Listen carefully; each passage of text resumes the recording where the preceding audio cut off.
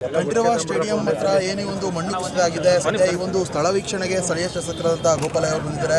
ಅವ್ರನ್ನ ಮಾತಾಡ್ಸೋಣ. ಸರ್, ಈ ಒಂದು ದುರ್ಘಟನೆ ನಡೆದಿರುವಂಥದ್ದು ಸರ್ ಯಾಕಾಯಿತು ಸರ್? ಈ ಥರ ಈ ಒಂದು ಕೇರ್ಲೆಸ್ ಯಾಕೆ ಈ ಥರ ಒಂದು ಕೆಲಸವನ್ನು ಮಾಡಿದ್ರು ಸರ್? ಈ ಮಳೆ ಬಿದ್ದಂಥ ಸಂದರ್ಭದಲ್ಲಿ ಮಾಡಬೇಕಾಯ್ತ ಒಂದು 4-5 ದಿನ ನಿಲ್ಲಿಸಬೇಕಾಯ್ತಕ್ಕಂಥದ್ದು. ನೀರು ನಿಂತಿದೆ ಕೆಳಗಡೆ. ಮಳೆ ಬಿದ್ದಂಥ ಸಂದರ್ಭದಲ್ಲಿ ಸುಮಾರು ಒಂದು 3-4 ಕಡೆ ನೀರು ನಿಂತಿದೆ. ಯೋಚನೆ ಮಾಡಬೇಕಾಯಿತು.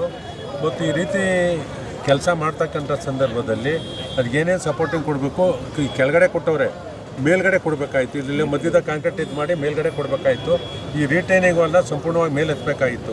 ಎತ್ಕೊಂಡು ಆದಮೇಲೆ ಅದನ್ನ ಸಪೋರ್ಟಿಂಗ್ ಕೊಟ್ಟು ಕೆಲಸ ಮಾಡಬೇಕಾಯಿತು. ಮಳೆ ಏನು ಬೀಳ್ತು, ಮೇಲ್ಗಡೆ ಸುಮಾರು 6-7 ಅಡಿ ಮಣ್ಣೇನು ತುಂಬಿದ್ರು ಅದು ಸಂಪೂರ್ಣವಾಗಿ ಕುಸಿದಿದೆ.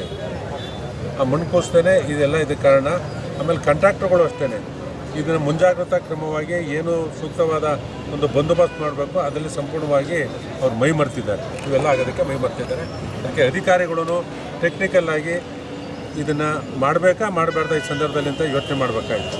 ಸರ್, ಈವರೆಗೂ ಎಷ್ಟು ಜನ ಪ್ರಾಣಹಾನಿಯಾಗಿದೆ, ಇನ್ನು ಎಷ್ಟು ಜನ ಗಾಯಗಳು? 5 ಜನ ಸರಿಯಾಗಿ ಕಂಡಿದ್ದು. ಅದರಲ್ಲಿ 3 ಜನ ಪ್ರಾಣಾಪಾಯದಿಂದ ಹೊರಗಡೆ ಬಂದಿದ್ದಾರೆ. 2 ಸಾವಾಗಿದ್ದಾರೆ. ಇದು ಒಂದು ಬಾಡಿ ಎತ್ಕೊಂಡು ಹೋಗಿದೆ. ಇನ್ನೊಂದು ಪೆರುಮಾಳ್ ಅಂತಕ್ಕಂಥ ಒಬ್ಬ ಯುವಕನ ಶವ ಇನ್ನು ಮಣ್ಣಡಿ ಇದೆ, ಅದು ತೆಗಿತಕ್ಕಂಥ ಕೆಲಸವನ್ನು ಮಾಡ್ತಾ ಇದ್ದಾರೆ. ಸರ್, ಇನ್ನು ಇದರಲ್ಲಿ ಸರ್ಕಾರ ಕೇರ್ಲೆಸ್ ಆಗಿ ಏನಾದರೂ ಕಾಂಟ್ರಾಕ್ಟ್ ಅವ್ರಿಗೆ ಏನಾದರೂ ಕೊಟ್ಟಿದೆಯಾ ಅಂತ ಸರ್? ಈಗ ಕಾಂಟ್ರಾಕ್ಟ್ ಕೊಟ್ಟಾಯಿತು.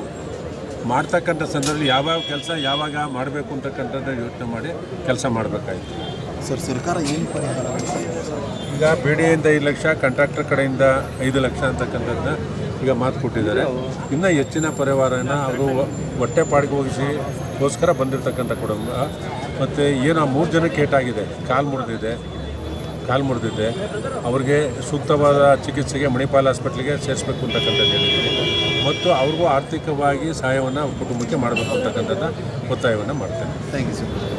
ಇದಿಷ್ಟು ಗೋಪಾಲಯ್ಯ ಅವರಂತ ಮಾತಾಗಿರುವಂಥದ್ದು. ಕ್ಯಾಮ್ರಾ ಪರ್ಸನ್ ಗುರು ಜೊತೆ ಜೀವನ್, ಅಶ್ವೇಗ ನ್ಯೂಸ್ ಬೆಂಗಳೂರು.